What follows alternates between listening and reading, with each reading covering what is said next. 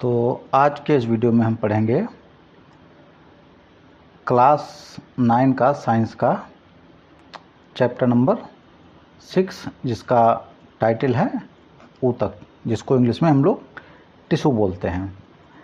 ये चैप्टर थोड़ा सा ट्रिकी है, तो इसको अक्सर बच्चे क्या करते हैं कि घबरा के भाग जाते हैं, कहते हैं ये तो बहुत ब्रॉड चैप्टर है, इसको कैसे समझा जाए। लेकिन मैं आपसे कह रहा हूँ कि इस वीडियो को देखने के बाद में आपको अपने क्लास के लेवल से इस चैप्टर से रिलेटेड सारे डाउट्स क्लियर हो जाएंगे और आपको दोबारा इस चैप्टर को लेकर परेशान होने की ज़रूरत नहीं। थोड़ा धैर्य से वीडियो देखिएगा। अगर चीज़ें ना क्लियर हों तो इसको दोबारा से फिर से देख लीजिएगा। दूसरी बात ये कह रहे थे कि इसके साथ में हमने डिस्क्रिप्शन में हमने एक पीडीएफ दे रखी है और उस पीडीएफ में हमने टाइटल वाइज जितने भी पॉइंट्स बनते हैं या जितने भी टॉपिक बनते हैं चैप्टर में, उनको लिखना कैसे है हमने रिटन में उनको दे रखा है। इसलिए आपको अगर कोई टॉपिक आता है तो उसको लिखना कैसा वो भी आपको इस पीडीएफ में मिल जाएगा। इसके अलावा जो आपकी एनसीईआरटी की बुक में क्वेश्चंस दिए गए हैं उनके भी हमने आंसर इसमें दे रखे हैं। तो आपको ना तो ये टेंशन लेने की ज़रूरत है कि हमें एग्ज़ाम में लिखना कैसे है, ठीक है, और ना आपको समझने के लिए टेंशन लेने की ज़रूरत है, क्योंकि हमने इस वीडियो में सब कुछ क्लियरली समझा दिया है। तो अब हम सीधे आते हैं अपने चैप्टर पे। देखिए, किसी भी चीज़ को जब हम स्टार्ट करते हैं तो बेसिक चीज़ क्या आती है? सबसे पहले उसमें क्या देखते हैं? उसमें देखते हैं परिभाषा। तो सबसे पहले हम बात करेंगे ऊतक की परिभाषा की। तो सिंपल सी परिभाषा है, हमने टिश्यू लास्ट चैप्टर में हमने सेल्स पढ़ा था, कोशिकाएं। तो उसी पे आधारित टिश्यू की परिभाषा है कि समान संरचना एवं समान कार्य करने वाली कोशिकाओं के समूह को ऊतक कहते हैं। यानी कि समान संरचना और समान कार्य करने वाली कोशिकाएं जब साथ में मिलती हैं तो वो ऊतक का निर्माण करती हैं। अच्छा, उसके बाद में ऊतक मिलकर क्या बनाते हैं? ऊतक मिलकर हमारे बनाते हैं अंग, बॉडी पार्ट्स, और अंग मिलकर हमारे क्या बनाते हैं? हमारी बॉडी को, ह्यूमन बॉडी को, ठीक है। अब बात आती है कि इस चैप्टर में हम पढ़ेंगे क्या।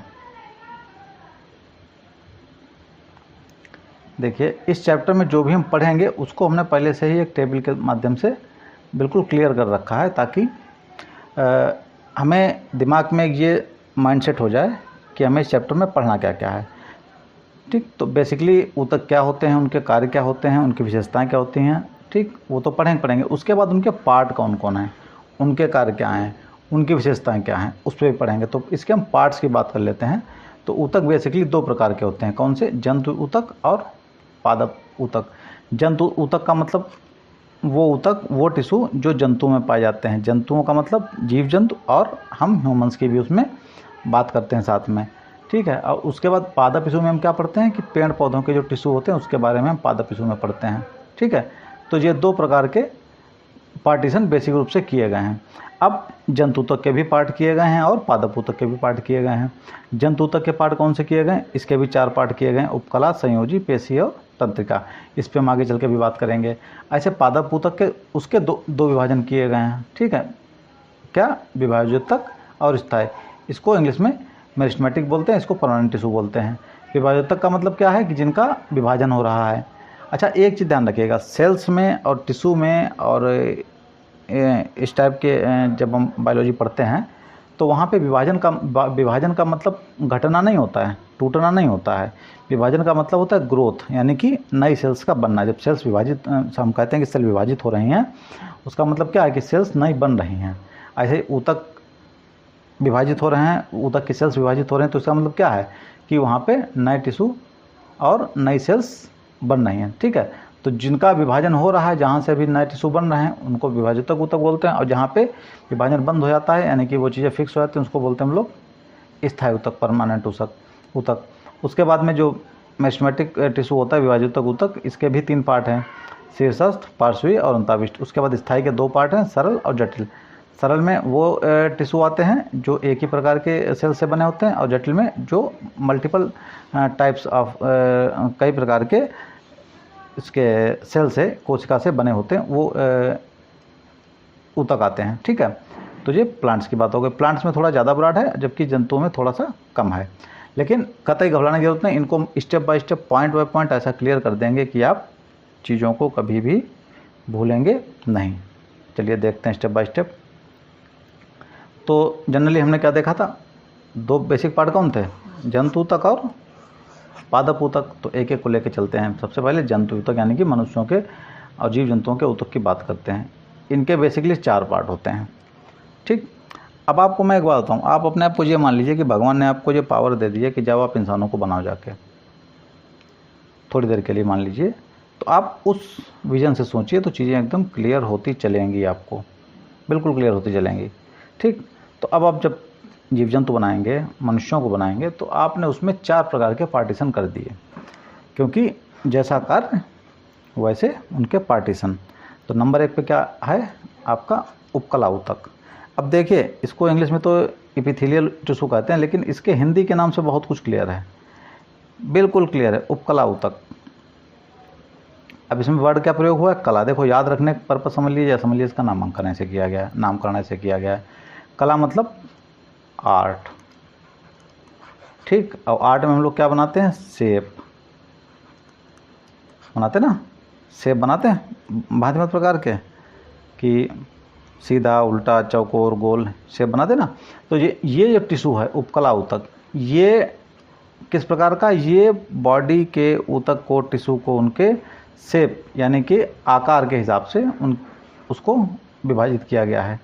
ठीक है, इसका नाम ही उस बेस पर रखा गया, यानी कि आकार के हिसाब से जो ऊतक हमारे हैं उनको हम उपकला ऊतक के श्रेणी में रखते हैं। उसके बाद में आता है दूसरा संयोजी ऊतक, कनेक्टिव टिश्यू।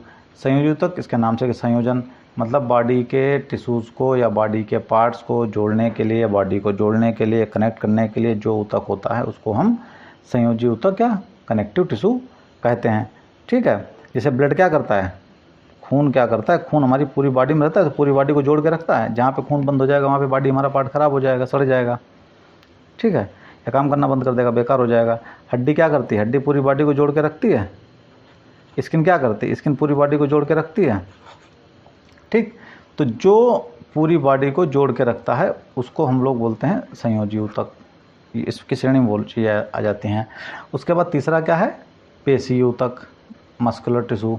ठीक, अब जब बात हो रही मसल्स की, अब देखिए मसल्स कौन सी हैं, मसल्स 2 तरीके की होती हैं। एक हमारे इंटरनल मसल होती हैं, और एक हमारी मसल्स जो हमको महसूस होती हैं, जिनको हम जानते हैं, जैसे कि सामान्य भाषा में, जैसे हमारी नहीं, जिम में लोग डोले बनाने जाते हैं वर्जिश करके, जिम करके, तो जो हमारे हाथ पैर की मांसपेशियाँ, ठीक, जो जिम करने से मजबूत होती हैं, एक तो वो मसल्स हो गई।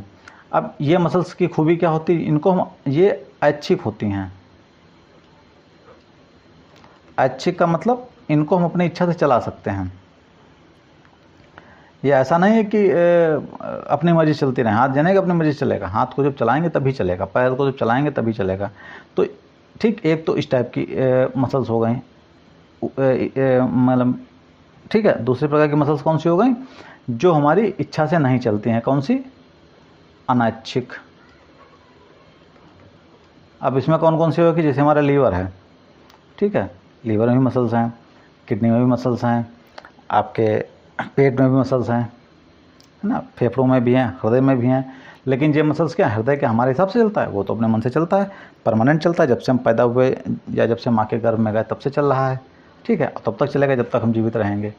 तो जो टिश्यू, जो मसल्स, ठीक, अपनी मर्जी चलता है, उसको हम बोलते हैं अनैच्छिक मसल्स।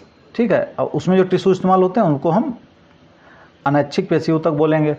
ठीक है, और जो हमारी इच्छा से कंट्रोल होते हैं उनको हम ऐच्छिक। उसके बाद में इसके बेसिकली वैसे 3 पार्ट हैं, लेकिन ऐच्छिक अनैच्छिक जो है वो हम इसको 2 पार्ट जो हैं, उसके बाद इसके 3 पार्ट और हैं, मतलब बेसिकली 3 पार्ट है, उसमें 2 पार्ट जो हैं अनैच्छिक हैं और 1 पार्ट हमारा ऐच्छिक है। चलिए इस पर भी आगे डिटेल में बात करते हैं। फिर बात आती है तंत्रिका ऊतक की। अब ये तंत्रिका ऊतक क्या होता है, नर्वस टिश्यू, जो हमारे नर्व्स को या नर्वस सिस्टम को बनाता है, जो हमारा नर्वस सिस्टम जिस टिश्यू से बना होता है उसको हम लोग नर्वस टिश्यू बोलते हैं। अब ये नर्वस सिस्टम क्या होता है, देखिए जैसे घर के अंदर वायरिंग होती है, ऐसे हमारी पूरी बॉडी में नर्व्स की वायरिंग है जो इन्फॉर्मेशन को ट्रांसफ़र करने का काम करती है और इन्फॉर्मेशन ले जाती है और वहाँ से ऑर्डर लेके आती है। फॉर एग्जांपल, हमें भूख लगी तो ये कौन बताता है, हमारा नर्वस सिस्टम हमको बताता है। अगर ये फेल हो जाए, काम ना करे, तो हमें भूख लगे पता नहीं चलेगा। हमारे चोट लगे, दर्द होता है, ये कौन, ये हमारी नर्व्स बताती है हमको हैं। कहीं मच्छर बैठा है, कौन बताएगा, ये हमारी नर्व्स बताएंगी। ये पूरा एक जाल फैला होता है पूरी बॉडी में तंत्रिकाओं का, छोटे छोटे तंत्रिकाएँ होती हैं, इनका जाल फैला होता है।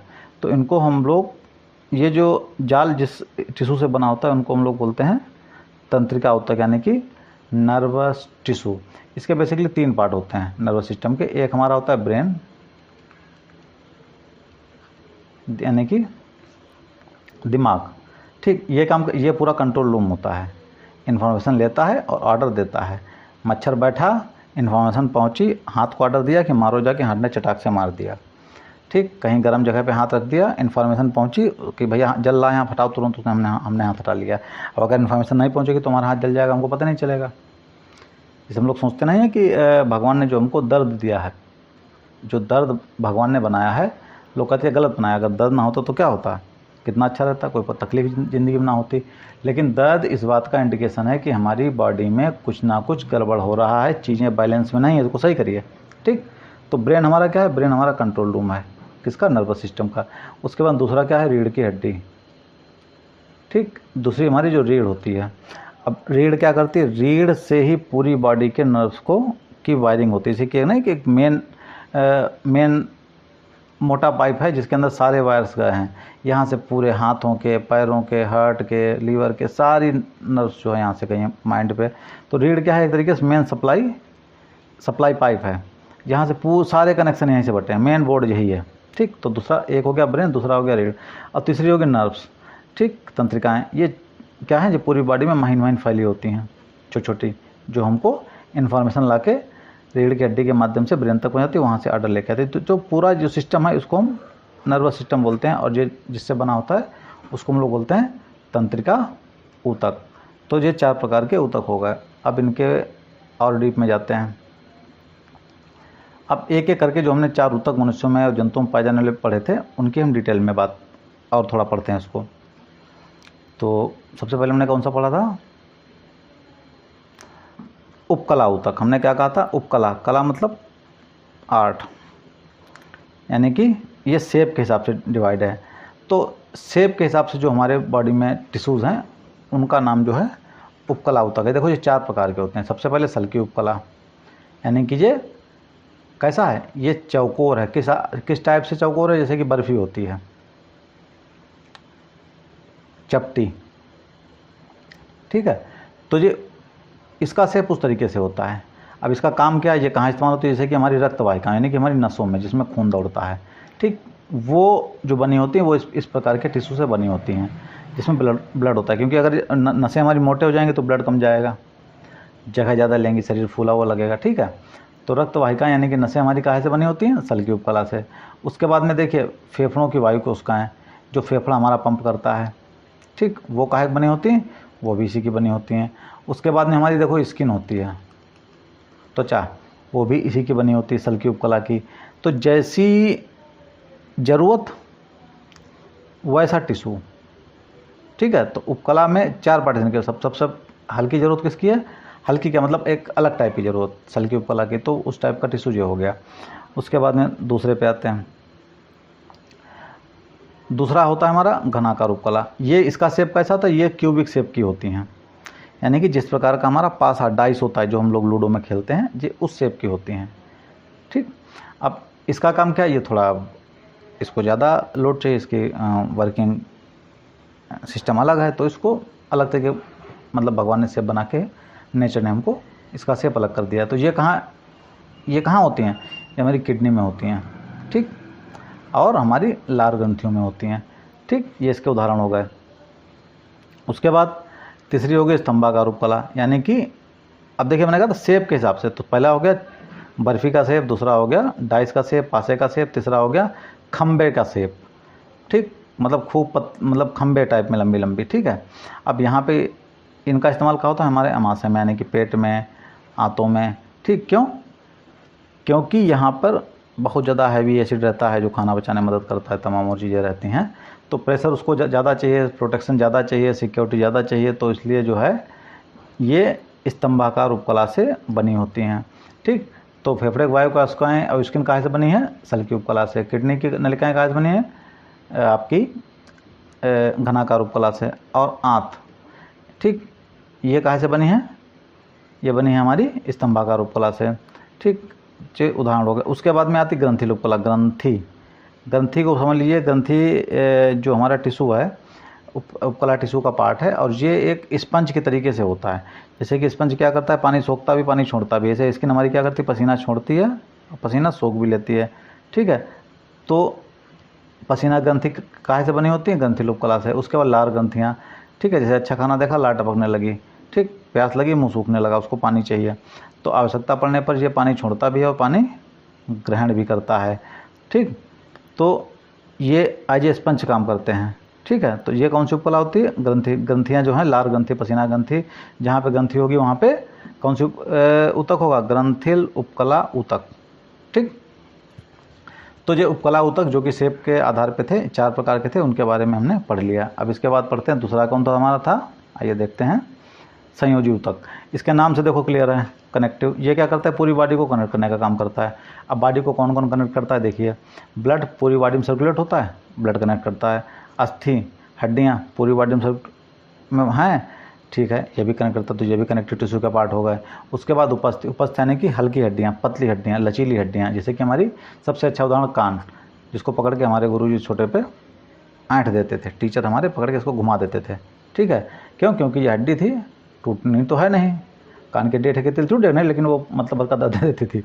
तो जो हल्की हड्डियाँ होती है, जैसे कान की, नाक की लचीली हड्डियाँ, श्वास नली की हड्डियाँ, ठीक है, इसके सिरों पे जो हड्डियाँ होती हैं, तो वो हमारी उपस्थ में आती हैं, यानी इनको उपस्थ बोलते हैं। उसके बाद वसा में ऊतक। फैट है, फैट भी हमारा एक प्रकार का टिश्यू है। फैट कहाँ मिलता है? सबसे ज़्यादा फैट कहाँ? पेट के आसपास जमा होता है, ठीक है। बाकी किडनी में फैट जमा होता है, उसके बाद जमा तो हार्ट में भी होता है, लेकिन बेसिकली कई प्रकार का फैट होता है। तो जो फैट है वो भी हमारा एक प्रकार का टिश्यू हो गया। उसके बाद कंडरा। कंडरा क्या करता है? हमारी पूरी बॉडी में फैला होता है। ये क्या करता है? हमारी मांसपेशियों और हड्डियों को जोड़ता है आपस में। अगर मांसपेशियाँ और हड्डियाँ नहीं जुड़ेंगी तो पता चले मसल्स हमारे अलग जा रहे हैं, जिम में बॉडी करने गए, बॉडी बनाने के लिए गए, एक्सरसाइज की, तो मांसपेशियाँ डोले सोले कहीं और जा रहे हैं, हड्डियाँ कहीं और जा रहे हैं, तो उनको चिपका कर रखना है ना, आपस में जोड़ के रखना है। तो वो काम कौन करता है? वो काम करता है कंडरा। उसके बाद अस्थिबंध होता है। ये क्या होता है? ये इसको लिगमेंट बोलते हैं। अब देखिए इसका काम क्या होता है, ये हड्डी से हड्डी जोड़ता है। कैसे? इसका उदाहरण, किसी की हड्डी टूट जाए तो देखिए जाके अस्पताल में जाके तो डॉक्टर प्लास्टर करता है, या आपके जानो किसी प्लास्टर हो तो प्लास्टर करने से क्या होता है, डॉक्टर वहाँ पे उसके अंदर कोई दवा नहीं भरता है, वो सिर्फ हड्डी पे हड्डी रख के उसको बाहर से बांध देता ताकि हिले डुले ना। तो जो अस्थिबंध रहती थी वो क्या करता है, वहाँ पे जमा होकर हड्डी में हड्डी को जोड़ देता है, ठीक है। बाद में उसको मूवमेंट करके हम सही डायरेक्शन में लाते हैं, वो अलग चीज़। लेकिन जोड़ने का काम के लिए डॉक्टर उसमें कोई वो नहीं करता है कि कोई चीज़ अलग से भर दे, ठीक है। बस केवल क्या करता है, हड्डी पे रख के रख देता है, उसको फिक्स कर देता है कि हिले डुले ना, वो लिगमेंट अपने आप उसको अस्थिबंध धीरे धीरे उसको जोड़ देता है। तो ये भी, ये क्या काम करता है? अस्थिबंध हड्डी को हड्डी जोड़ता है। तो ये भी एक प्रकार का संयोजी ऊतक हो गया। उसके बाद है एरियोलर ऊतक, ठीक। इसका काम क्या है कि यह त्वचा को मांसपेशी जोड़ता है, जो हमारी स्किन है, ठीक है, जो हमारी स्किन है और मांसपेशियां हैं, मसल है, ठीक, इनको जोड़ता है आपस में। नहीं तो पता चले क्या करें, खाल हम लोग अलग गुब्बारे से फुला लेंगे, ठीक है, और मांसपेशियां हमारे नीचे रहेंगी। तो नेचर ने सब कुछ सिस्टमेटिक बनाया है, ठीक। तो यहाँ से क्लियर हो गए हमारे संयोजी ऊतक 7 प्रकार के। उसके बाद आ गए पेशी ऊतक। अब बात हुई मांसपेशियों की, ये भी ऊतक हैं। कितने प्रकार के होते हैं? रेखित, कैसे? जैसे हाथ पैर और जीभ और चेहरे की मांसपेशियाँ, ठीक, जो हम लोग महसूस कर सकते हैं, बिल्कुल ये रेखी होती हैं। कहते ना जब कोई अपने डोले दिखाता है तो एकदम नसें चमकने लगती हैं, वो मांसपेशियाँ चमकती हैं, नसें नहीं मांसपेशियाँ चमकती हैं, मतलब सख्त दिखाई पड़ती हैं। उसके बाद ये हाँ, अब देखिए मैंने बात की थी ऐच्छिक अनैच्छिक की। तो जो रेखीय मांसपेशी, रेखीय पेशी होती है, रेखीय पेशी ऊतक होता है, ये होता है हमारा कैसा, ऐच्छिक। इसको हम लोग अपनी मर्जी से चलाते हैं, ठीक है। और ये जो अरेखित और हृदय पेशी होती है, ये होती है अनैच्छिक, क्योंकि ये हमारी मर्जी से नहीं चलते। इसमें ये किसमें किसमें होती है, हमारी पेट में, आंतों में, ठीक, और उसमें नसों में, हमारी उसकी दीवारों में। तो इनका काम अलग तरीके का है, ठीक। तो पहली पेशी हो गई रेखी, जिसमें हमारे हाथ पैर की मांसपेशी आ गई। दूसरी हो गई अरेखित पेशी, जिसमें हमारे कौन सी हो गई, अमाशय यानी कि पेट की मांसपेशियाँ, आंतों की मांसपेशियाँ, रक्तवाहिकाओं की मांसपेशियाँ, उनके दीवारों की, ठीक है। ये अमाशय की दीवार यानी कि पेट की दीवार की बात है। ये कैसी होती हैं, ये अरेखित होती हैं, मतलब रेखीय नहीं होती हैं, रेखाओं में नहीं होती हैं। ये अलग अलग नहीं कि एक के ऊपर एक कर दी गई हों, ईंटों का चट्टा ऐसा लगा दिया गया हो, एक के ऊपर एक रख के, इस टाइप से होती हैं, पाइप टाइप की नहीं होती, ठीक। तीसरी प्रकार की होती है हृदय पेशी। ये पेशी सिर्फ हृदय में पाई जाती है, क्योंकि हृदय का काम अलग तरीके का होता है, क्योंकि वो आजीवन, जब तक हमारा जीवन तब तक वो काम करता रहता है, ठीक है। तो ये देखिए, ये इसका शेप कुछ इस तरीके का होता है, पाइपनुमा, ठीक, एक दूसरे से कनेक्ट होकर, ताकि कहाँ पे कितना ब्लड देना है, कितने प्रेशर से देना है, कितने प्रेशर से लेना है, कहाँ फिल्टर करना है, ये सारा मैनेजमेंट हमारा हार्ट करता है।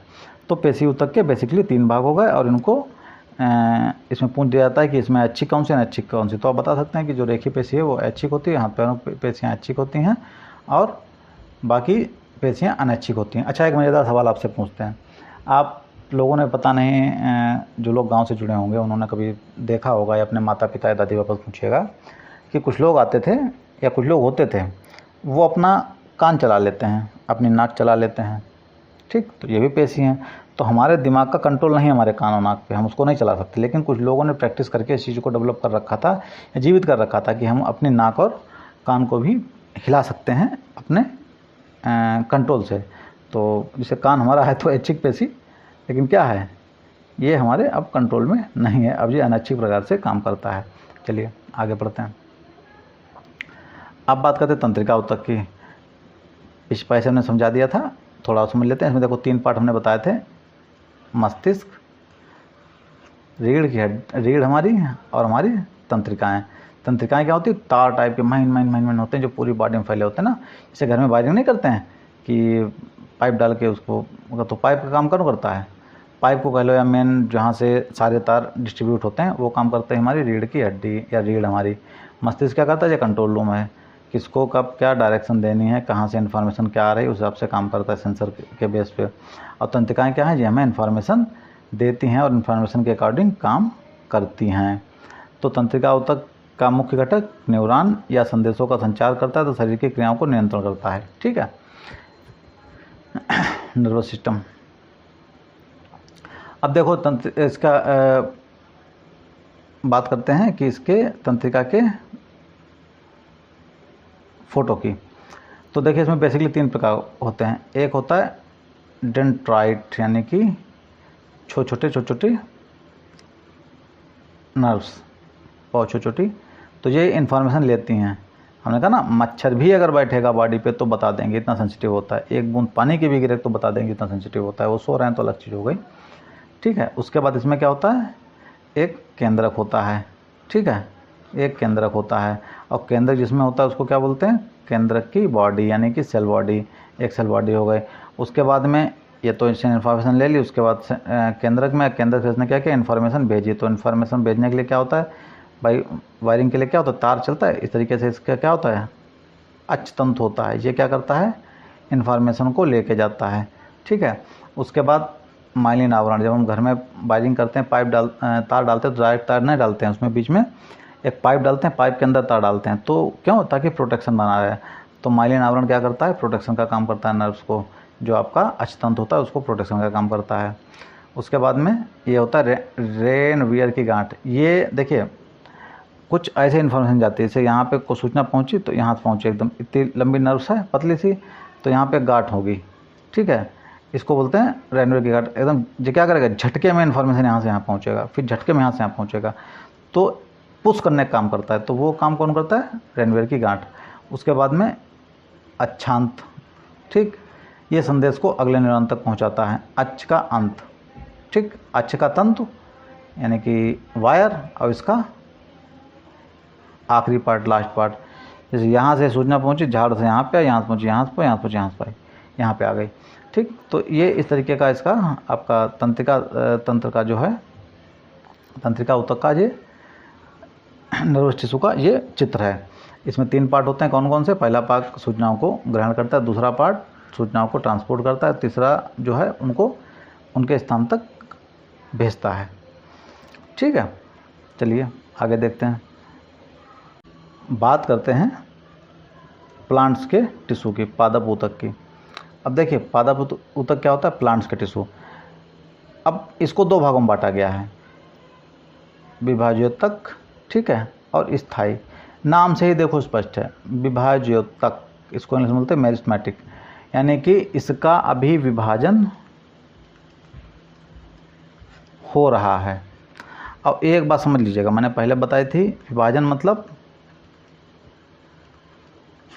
नवनिर्माण। सेल्स और टिश्यू के मामले में विभाजक का मतलब है कि नया निर्माण हो रहा है। ये नहीं कि विभाजन हो गया, आधी आधी हो गई, नहीं, 1 से 2 हो गई, ठीक है, ये मतलब है इसके विभाजन का। तो जब तक जिन टिश्यूज़ का विभाजन हो रहा है और नए टिश्यू बन रहे हैं, नए सेल्स बन रहे हैं, तो वो हमारे किस श्रेणी में आएंगे? विभाज्योतक ऊतक की श्रेणी में। और जिनका विभाजन नहीं हो रहा है, ठीक है, वो आ जाएंगे स्थायी ऊतक की। अब स्थायी ऊतक की श्रेणी में इनका यानी कि विभाजन अब बंद हो गया, ठीक। अब विभाजन जब हो रहा है, नए सेल्स बन रहे हैं, तो भाई आदमी कैसे डेवलप होगा? पेड़ कैसे बढ़ता है? देखिए, लंबाई बढ़ेगी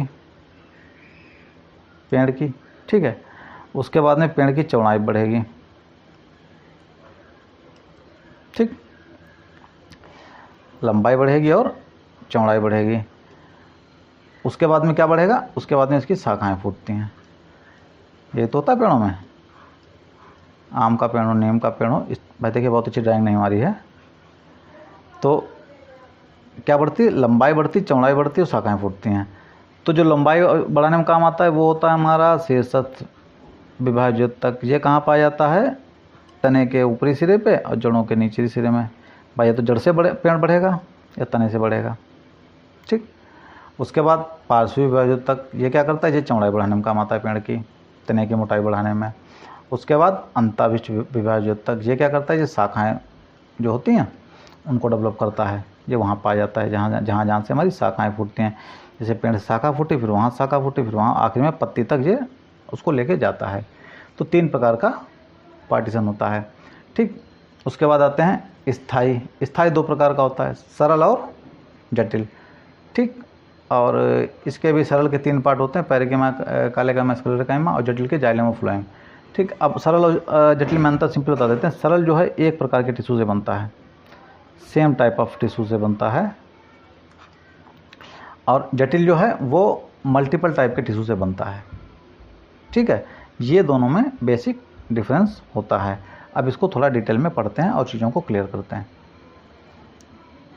ठीक। वो तो वही चीज़ आ गई, पौधों के प्रकार, विभाज्योतक, स्थायी, सरल और जटिल, ठीक। अब बात करते हैं, देखिए, विभाज्योतक ऊतक की। ये ऊतक लगातार विभाजित होते हैं और नई कोशिकाओं का निर्माण करते हैं, ठीक। हमने क्या कहा था? विभाजन का मतलब नवनिर्माण। तो जो नया निर्माण कर रहे हैं इसलिए इनको बोलते हैं विभाज्योतक ऊतक। विभाजन होकर नई कोशिकाओं का निर्माण करते हैं, ठीक। इनकी कोशिकाएं छोटी, पतली भित्ति वाली और घनी होती हैं तथा इनका केंद्रक बड़ा होता है, ठीक। अब ये कितने प्रकार के होते हैं? देखिए थोड़ा आगे पीछे पिक्चर लग गई है। नंबर 1 शीर्षस्थ विभाज्योतक। ये क्या करता है? पेड़ की लंबाई बढ़ाने में काम आता है। और लंबाई कहाँ से बढ़ेगी? या तो जड़ से बढ़ेगी, नीचे को जाएगी, अगर जड़ नहीं होगी तो पेड़ गिर पड़ेगा, या तने की लंबाई बढ़ेगी, ऊपर को जाएगी। तो ये कहाँ पाया जाएगा? कि जड़ के सिरे पे पाया जाएगा या तने के सिरे पे पाया जाएगा, ठीक है। कार्य क्या है? पौधों की लंबाई बढ़ाना, सिंपल सी बात है, ठीक। दूसरा क्या है? पार्श्वी विभाज्योतक। ये क्या करता है? तने और जड़ के किनारों पर पाया जाता है, तने और जड़ के किनारों पे पाया जाता है। ये क्या करता है? पौधों की मोटाई बढ़ाता है। अगर यह नहीं होगा तो आम का पेड़ सांप ऐसा पतला पतला हो जाएगा, नीम का पेड़ पतला पतला हो जाएगा, बरगद का पेड़ एकदम पतला पतला हो जाएगा। ठीक है, तो उसकी मोटाई को बढ़ाने के लिए कौन सा आएगा? पार्श्वीय विभाजक टिश्यू। ठीक, उसके बाद अंताविष्ट विभाजक। ठीक, ये कहाँ पाया था? नोट्स मतलब वो गांठ जहाँ से पिल्ला फूटता है, पत्तियाँ फूटती हैं, शाखाएँ फूटती हैं। ठीक है, और पत्ती के आधार पर, ठीक, जहाँ से शाखाएँ फूटती हैं, तो पेड़ लंबाई में बढ़ गया, चौड़ाई में बढ़ गया, उसके बाद उसकी शाखाएँ फूटी, शाखाओं से शाखा फूटी, तो ये अंताविष्ट विभाजक हो गया तीसरा प्रकार का। ठीक, घास आदि पौधों की पुनरावृत्ति में इसका सहयोग होता है, अंताविष्ट विभाजक का। ठीक है, मेरिस्टेमेटिक टिश्यू का। ठीक, अब बात करते हैं, देखिए ये तो हो गया हमारा, देखिए विभाजक ऊतक डेवलपमेंट के लिए। अब बात करते हैं स्थायी ऊतक की। ठीक, स्थायी ऊतक कहते थे, दो प्रकार बताए थे, पहला सरल स्थायी ऊतक और दूसरा बताया था हमने जटिल स्थायी ऊतक। तो सरल स्थायी ऊतक ये एक प्रकार के ऊतकों से बना होता है, सॉरी एक प्रकार की सेल से बना होता है, इसको हम लोग सरल स्थायी ऊतक बोलते हैं। अब इसके देखो 3 पार्ट हैं। स्थायी ऊतक ये क्यों हुआ? क्योंकि यहाँ पे कोशिका का विभाजन होना बंद हो गया, नई कोशिकाओं का निर्माण होना बंद हो गया, इसलिए ये स्थायी हो गया, फिक्स हो गया। अब स्थायी आप देखिए अपने आसपास पेड़ में स्थायी कब आता है? जब जैसे आम का पेड़ है तो उसमें क्या हुआ, आम का पेड़, आम आ गया। ठीक, आम बन गया। अब आम बनने के बाद में क्या और कुछ बनेगा? आम तो बन ही गया। आलू है, आलू बन गया, आलू बनने के बाद और कुछ बनेगा? आलू तो बन ही गया। अब ये तो है ना कि आलू से दूसरा आलू बन रहा है, तीसरा आलू बन रहा है, आम से दूसरा आम, तीसरा आम बन रहा है ना। तो ये किस श्रेणी में आ गया? ये स्थायी ऊतक की श्रेणी में आ गया। तो देखिए क्यों? क्योंकि वहाँ पे डेवलपमेंट क्या हो गया? बंद हो गया। पेड़ में पत्ती बन गई। ठीक, पेड़ में पत्ती बन गई। अब पत्ती बनने के बाद क्या होगा? पत्ती बन गई, बात खत्म हो गई, काम पूरा हो गया, अपना काम करेगी पत्ती। अब पत्ती से अब तो कुछ बनने वाला नहीं, पत्ती से पेड़ तो बन नहीं जाएगा दोबारा से। ठीक, तो वो भी स्थायी ऊतक की श्रेणी में आ गया। उसके बाद जैसे नारियल है, नारियल में उसके रेशे बन गए, अखरोट में उसका छिक्कल बन गया, मूंगफली में उसका छिक्कल बन गया जो ऊपर खोल होता है, बादाम में उसका छिक्कल बन गया। ठीक, तो ये क्या हो गया? अब बन गया। ये तो है नहीं कि उससे कि नारियल के जो ऊपर वो होता है, रेशा होता है, ठीक है, या अखरोट का जो ऊपर का छिक्कल होता है, उससे कि दूसरा अखरोट बन जाएगा ना, फिक्स हो गया ना, बन गया, कोशिका विभाजन बंद हो गया वहाँ पे, अब नवनिर्माण वहाँ बंद हो गया। तो ये सब किस में आ गए? स्थायी ऊतक की श्रेणी में। पार्टीशन का कैसे करेंगे? देखिए, पहला पैरेकाइमा, दूसरा कार्लेकाइमा, तीसरा स्क्लेरोकाइमा। ठीक, पैरेकाइमा में क्या है कि ये क्या भोजन को स्टोर करता है, पेड़ पौधे जो भोजन बना के स्टोर कर देते हैं, वो हमारा किस में आता है? पैरेकाइमा, जो आता है सरल स्थायी ऊतक की श्रेणी में। ठीक, जैसे आलू, फल और गाजर का गूदा। ठीक, फल जैसे आम हो गया, केला हो गया, सब क्या है? ये सब पैरेकाइमा है, सरल स्थायी ऊतक है, क्योंकि इसमें जो है अब कोशिका विभाजन नहीं हो रहा, फल बन गया, पेड़ की ड्यूटी खत्म हो गई। अब वो फल सड़ेगा या उसको कोई खा ले, ठीक, उसका बीज बनाया जाए, पेड़ जमाया जाए, वो अलग बात हो गई, लेकिन अब या तो उसको कोई खाएगा या वो सड़ के ख़त्म हो जाएगा, डिस्ट्रॉय हो जाएगा। ठीक है, लेकिन अब वो नए सेल्स नहीं बनाएगा। ठीक, तो ये नई सेल्स नहीं बनाएगा, इसलिए आ गया स्थायी ऊतक की श्रेणी में, और भोजन का भंडारण कर रहा है, इसलिए इसको वो कर देते हैं पैरेकाइमा की श्रेणी में। ठीक, दूसरे हो गया कार्लेकाइमा। अब भाई पेड़ों में फलों के अलावा क्या होते हैं? पत्तियां भी होती हैं, तने भी होते हैं, मोटे भी होते हैं, पतले भी तने होते हैं। तो जो पौधों को लचीलापन देता है और सहारा देता है, जैसे कि पत्ती का डंठल, पत्ती अगर है तो उसका जो डंठल है वो क्या करे? पत्ती को सहारा देता है। ठीक, या तने का कोमल भाग, जैसे हम लोग गोभी का डंठल खा जाते हैं, उसकी बात कर रहे हैं। ठीक, वो हो गया। ये किस में आ जाएगा? ये कार्लेकाइमा की श्रेणी में आ जाएगा, जो काम इसका क्या है? पौधों को लचीलापन देना और सहारा देना। ठीक है, ये भी सरल स्थायी ऊतक। क्यों? पत्ती बन गई, इसका काम खत्म, इसमें डेवलपमेंट नहीं हो रहा, जहाँ पे स्थायी हो गया बात खत्म हो गई। तीसरा हो गया स्क्लेरोकाइमा। इसका काम क्या है? इसका काम है पौधों को मजबूती देना। ठीक, अब भोजन बन गया, उसको बचाना भी है। अखरोट है, चिक्कल मोटा कर दिया, नारियल है, रेशे कर दिए, खोल मोटा कर दिया। ठीक है, मूंगफली का चिक्कल हो गया, बादाम का चिक्कल हो गया, ये सब इसके उदाहरण हैं। तो स्थायी ऊतक के बेसिकली 3 ही पार्ट हैं जिनके बारे में हम बात कर चुके हैं। स्थायी ऊतक में सरल स्थायी ऊतक के। अब बात करते हैं जटिल स्थायी ऊतक के। ठीक, ये क्या कर रहे थे, ये 2 या 2 से अधिक प्रकार की कोशिकाओं से मिलकर बने होते हैं। दोबारा से लाइन अंडरलाइन करें, 2 या 2 से अधिक प्रकार की कोशिकाओं से मिलकर बने होते हैं। ठीक है, इनका काम क्या है? अब अभी तक हमने क्या पढ़ा, फलों का भोजन, ठीक, और चीज़ें पढ़ी। ये क्या करते हैं, जटिल स्थायी ऊतक क्या करता है, ये जो है ये 2 काम करता है। एक तो रॉ मटेरियल को पहुंचाता है किचन तक, और फिर किचन से भोजन लेके सब जगह जाता है। अब पौधों का किचन कौन होता है, पौधों का बावर्ची कौन होता है, पत्तियां। पौधों में भोजन कौन बनाता है, पत्तियां बनाती हैं। क्यों, कैसे, क्लोरोफिल की सहायता से, प्रकाश संश्लेषण करके। तो जब पत्तियां खाना बनाएंगे तो उनको क्या चाहिए, रॉ मटेरियल चाहिए। रॉ मटेरियल क्या चाहिए, खाद चाहिए, पानी चाहिए, खनिज पदार्थ चाहिए। ठीक, तो उनको जड़ों से या अन्य जगह से पौधों तक जो लेके जाता है, पत्तियों तक लेके जाता है खाना बनाने के लिए, रॉ मटेरियल लेके, वो काम करता है जाइलम। ठीक, और जब खाना बन गया तो उस खाना को पौधों के हर जगह पहुंचाना, वो काम कौन करेगा, फ्लोएम। बिल्कुल सिंपल सा कॉन्सेप्ट है। तो जाइलम का काम क्या है, जल और खनिज लवणों का परिवहन करना जड़ों से पत्तियों तक। ठीक, ये रॉ मटेरियल लेके जा रहा है। अब फ्लोएम क्या कर रहा है, जब भोजन बन गया पत्तियों में तो भोजन का परिवहन करना पत्तियों से अन्य भागों तक। अब इसके भी पार्ट हैं, ट्रेडिक वाहिकाएं, जाइलम परिक्रमा, जाइलम रेशे, और इनके भी पार्ट हैं। इसको हम आगे चलिए पढ़ते हैं। अब पढ़ेंगे हम जाइलम और फ्लोएम के जो पार्ट हैं उनके बारे में। तो इनके भी देखिए पार्ट होते हैं। जैसे जाइलम के पार्ट कौन कौन से हैं, ट्रेडिक वाहिकाएं, जाइलम पैरेकिमा और जाइलम रेशे। क्योंकि इनको क्या करना पड़ता है, जल और खनिज लवणों को पत्तियों तक पहुंचाना पड़ता है, जिससे पत्तियां बाद में भोजन बनाती हैं। क्योंकि जल पौधों को अगर खनिज लवण नहीं पहुंचेंगे, खाद नहीं पहुंचेगी, उसके बाद में पानी नहीं पहुंचेगा, तो वो उनका डेवलपमेंट कैसे होगा। ठीक है, तो इसको जो पहला जो पार्ट है इसका, ट्रेडिक, ये कैसा होता है, ये डेड सेल होता है, मृत ऊतक होता है, और जो जल परिवहन करती है पौधों को दृढ़ता देती हैं। इसके 2 काम होते हैं, एक तो जो जल का परिवहन करती है, जल का ट्रांसपोर्ट करते हैं, ठीक है, जल पहुंचाते हैं पौधों तक, और दूसरा क्या करते हैं, पौधों को मजबूती भी देते हैं। क्योंकि देखो, मजबूती हमेशा मृत ऊतक ही देगा, जो ध्यान रखिएगा। जो जीवित है वो कमज़ोर रहता है। जैसे हम लोग बांस का इस्तेमाल करते हैं, आप छोटा सा मतलब उदाहरण समझिए, अलग उदाहरण है। जैसे बांस है, अगर हमें चारपाई बनानी है तो हम हरे बांस की नहीं बनाते, हम सूखे हुए बांस की बनाते हैं, क्योंकि वो ज़्यादा मजबूत होता है। तो जो भी मजबूती का काम करता है पेड़ पौधों में, वो क्या करता है, वो हमारे पौधों के डेड टिश्यू ही करते हैं। तो ट्रेडिक क्या है, ये मृत ऊतक होती है, और इसका काम क्या, 2 काम है। एक तो जल परिवहन करती है, जल को लेके जाती है पत्तियों तक, और दूसरा क्या करती है, पौधों को दृढ़ता यानी कि मजबूती देती है। उसके बाद वाहिकाएं, ये क्या करती है, ये केवल जल परिवहन करती है, लेकिन कैसा करती है, तीव्र परिवहन करती है।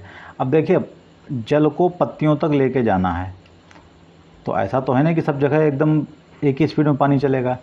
तो जो हैवी स्पीड में परिवहन होता है वो वाहिकाएं करती हैं, और हैवी स्पीड में जो पानी चल रहा है उसके बाद में जो महीन महीन पानी जाता है पत्तियों तक हल्के हल्के पहुंचता है, वो काम ट्रेडिक करते हैं। जैसे हमारे घर में अभी जब वाटर लाइन की सेटिंग होती है तो कुछ पाइप मोटे डाले जाते हैं, कुछ पतले डाले जाते हैं। मोटे से तेज़ी से पानी आता है, फिर वहाँ से पतले पतले पाइप करके हम लोग लेटरिन बाथरूम जहाँ तक लेके जाना है वहाँ तक उसको लेके जाते हैं। तो वाहिकाएं क्या करती हैं, ये तीव्र परिवहन करती हैं, और ट्रेडिक जो है ये जगह तक पहुँचाती हैं, पत्तियों तक पहुँचाती हैं। ठीक है, उसके बाद आता है जाइलम पैरेकाइमा, ये जीवित ऊतक होता है। ठीक, ये भोजन संग्रह एवं पार्श्व परिवहन करती हैं। ये भोजन को स्टोर करते हैं, पत्तियों ने भोजन बनाया, उसको स्टोर किया, उसके बाद में पार्श्व परिवहन, मतलब देखियो, एक परिवहन हो गया सीधे सीधे नीचे से ऊपर की ओर, पार्श्व का मतलब हॉरिजॉन्टली। ठीक, जैसे ये जल यहाँ से गया, उसके बाद इसको यहाँ तक लेना, यहाँ तक लेना, यहाँ तक लेना, यहाँ तक लेना, ये काम कौन करेगा, चौड़ाई के रूप में, पार्श्व मतलब चौड़ाई के रूप में परिवहन करना, ये काम करता है जाइलम पैरेकिमा। उसके बाद जाइलम तंतु, ये भी डेड सेल्स होती हैं, डेड टिश्यू होते हैं। ये पौधों को क्या करते हैं, यांत्रिक शक्ति, ये भी यांत्रिक शक्ति प्रदान करते हैं। ठीक है, तो यांत्रिक शक्ति कौन कौन प्रदान करता है, ट्रेडिक और जाइलम तंतु। और तीव्र परिवहन कौन करता है, जल का, ट्रेडिक। स्लो परिवहन कौन करता है, जगह जगह कौन पहुंचाता है, ये है वाहिकाएं। तो जाइलम के ये 4 पार्ट हो गए। उसके बाद हम फ्लोएम के पार्ट की बात करते हैं। फ्लोएम क्या करता है, फ्लोएम जो पत्तियां भोजन बना लेती हैं, उस भोजन को प्लांट के हर स्थान तक पहुंचाता है। तो इसमें सबसे पहले क्या होते हैं, चलनी नलिकाएं, सिव ट्यूब्स। ठीक, इनका काम क्या होता है, पत्तियों के भोजन को, ठीक, मुख्यतः शर्करा का परिवहन करती हैं और पौधों के सभी भागों तक पहुंचाती हैं। ये बेसिकली क्या, इनका मेन देखो, चलनी नलिका का मेन काम क्या होता है, ये नीचे की ओर बहती हैं, पत्तियों से भोजन को नीचे की साइड में लेके आती हैं। भाई पत्तियां तो शाखाओं बिल्कुल किनारे तक होती हैं, तो वहाँ से नीचे की तरफ इनका मूवमेंट होता है चलनी नलिकाओं का। उसके बाद सहचर कोशिका, इनके नाम से ही स्पष्ट है, सहचर मतलब सहयोग करने वाली। तो ये चलनी नलिकाओं के सहयोग करती हैं, तो सहचर नलिकाएं हो गई भोजन को डिस्ट्रीब्यूट करने में। उसके बाद फ्लोएम पैरेकाइमा, ये क्या करता है, भोजन को स्टोर करता है। ठीक, और पार्स यानी कि चौड़ाई के रूप में इनको जगह जगह पहुंचाता है। ठीक, वहाँ पे स्टोर कौन कर रहा था, देखिए जाइलम में स्टोर कौन कर रहा था, जाइलम पैरेकाइमा, और यहाँ पे फ्लोएम पैरेकाइमा। और जाइलम का पैरेकाइमा और ये फ्लोएम का पैरेकाइमा, वो खनिज पदार्थों को, पानी को स्टोर करता है। ये क्या स्टोर करता है, ये भोजन को स्टोर करता है और उसके बाद में इसको ट्रांसपोर्ट करता है। ठीक है, उसके बाद फ्लोएम तंतु, पौधों को यांत्रिक शक्ति प्रदान करना, तने एवं शाखाओं को मजबूती देना, पौधों को टूटने से बचाना, इसका काम क्या है, मजबूती देना फ्लोएम तंतु का। तो इस प्रकार से जाइलम और फ्लोएम के जो पार्ट हैं वो भी हमारे क्लियर हो गए। यहाँ से हमारा चैप्टर फिनिश हो जाता है, द एंड हो जाता है। मैं फिर आपसे कह रहा हूँ कि आप वीडियो को देखिए, वीडियो के बाद में जो हमने PDF डिस्क्रिप्शन में दे रखी उसको पढ़िए। उसके बाद में भी अगर चीज़ें नहीं क्लियर होती तो आप कमेंट में बताइए कि कौन सा पोर्शन आपको क्लियर नहीं हुआ है। उसके लिए मैं आपको अलग से वीडियो बना के दूंगा और अलग से PDF भी बना के दे दूंगा, ताकि आपके डाउट सारे क्लियर हो जाएं। लेकिन घबराने की ज़रूरत बिल्कुल नहीं है। कितना भी कठिन टॉपिक हो, अगर आप उसको 2-3 बार पढ़ेंगे बार बार और सिस्टमेटिक चीज़ों को समझेंगे तो वो बिल्कुल भी कठिन नहीं लगेगा और आपको आराम से दिमाग में डाइजेस्ट हो जाएगा। चलिए मिलते हैं नेक्स्ट वीडियो में, धन्यवाद।